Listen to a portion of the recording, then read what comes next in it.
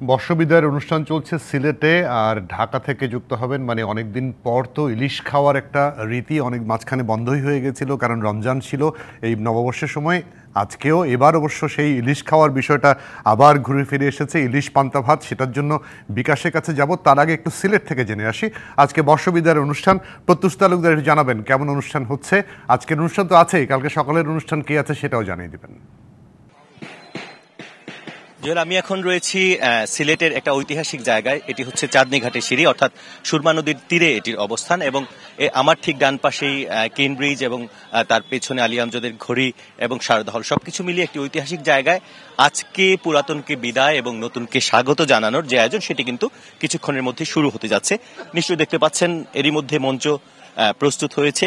অল্প কিছুক্ষণের মধ্যেই অনুষ্ঠান শুরু হবে এবং এই অনুষ্ঠানের মাধ্যমে 1430কে বিদায় জানানো হবে এবং 1431 সনকে আসলে আহ্বান জানানো হবে। তো প্রতি বছরই এরকম আয়োজন করা হয় এই স্থানটিতে। এর পাশাপাশি ঠিক সড়কে সুরমা নদীর তীরে কিন্তু বৈশাখী মেলা আগামীকাল থেকে শুরু হবে, 7 দিনব্যাপী আয়োজন। এখানেও কিন্তু নানা ধরনের লোক ঐতিহ্যের স্টল বসবে, নিত্যপণ্যের স্টল বসবে, মেলা হবে, সাংস্কৃতিক অনুষ্ঠান হবে প্রতিদিন এবং লোক ঐতিহ্যের যে আবহগুলো সেগুলো ফুটিয়ে তোলার চেষ্টা করা হবে। তো আজকের এখনকার যে আয়োজন, এটির আয়োজক হচ্ছে সম্মিলিত নাট্য পরিষদ সিলেট।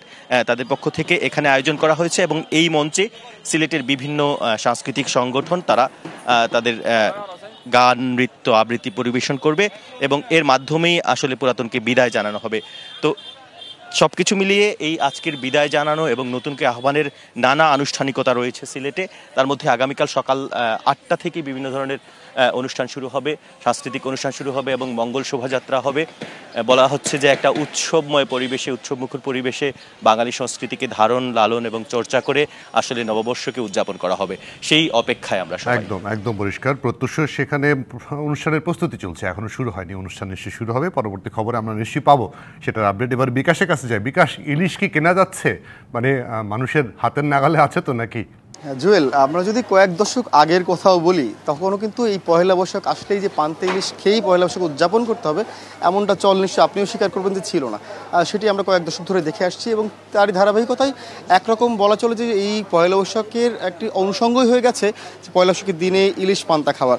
সেই চলটির কারণে কিন্তু আমরা দেখেছি পয়লা বৈশাখ আসলেই প্রতি বছরই এই সংবাদটি আমরা দেই যে আসলে বাজারে ইলিশের দাম চড়া, ইলিশ পাওয়া যাচ্ছে না, পাওয়া গেলেও অনেক দাম বেশি। যে সংবাদটি আমরা প্রতি বছরই করে থাকি, সেই সংবাদটির ধারাবাহিকতা এবছরও আমরা আসলে তেমনটি দেখছি। বাজারে আসলে পণ্যের দাম যে কারণে, যে বিষয়টির উপর নির্ভর করে যে একেবারে পণ্যের যোগান এবং চাহিদা, নিশ্চয় জানেন যে সেই যোগান এবং চাহিদার যে সমন্বয়টি যখন না থাকে তখনই আসলে দামের যে তারতম্যটি হয়। এবারও তেমনটি ঘটেছে। ইলিশের চাহিদা রয়েছে কিন্তু সেই অনুপাতে যোগান না থাকায় ইলিশের দাম কিন্তু অনেক বেশি। একেবারে স্বাভাবিক সময় যে ইলিশগুলো আমরা দাম দেখি, নিশ্চয়ই আমি একটু দেখাই যদি আপনাকে।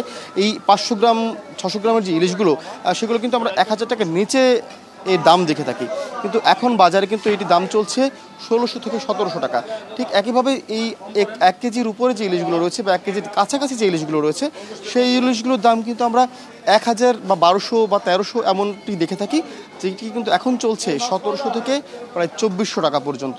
যে কারণে মানুষ কিন্তু যারা দু একজন আসছেন, তারা কিন্তু অনেকেই কিনতে পারছেন না, এই দাম শুনেই একটু ভরকে যাওয়ার মতন হচ্ছেন, যে কারণে অনেকেই না কিনেই বাজার থেকে ফিরে যাচ্ছেন। তবে এই কারণ বাজারের যে চিত্র, এইটি নিশ্চয়ই আপনি দেখেন না, একেবারে ক্রেতা শূন্য বলা চলে।